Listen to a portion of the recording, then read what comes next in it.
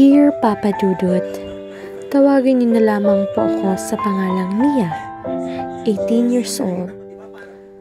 Ako'y nakatira ngayon sa Candaoay, Dumaguete City. At ako po ay second year education student sa Norso at first semester ko ngayon sa second year. Gusto ko lang ibahagi ang aking expectations sa aming teacher, mga classmate, at sa subject na math. I hope our class will be a supportive and kind environment.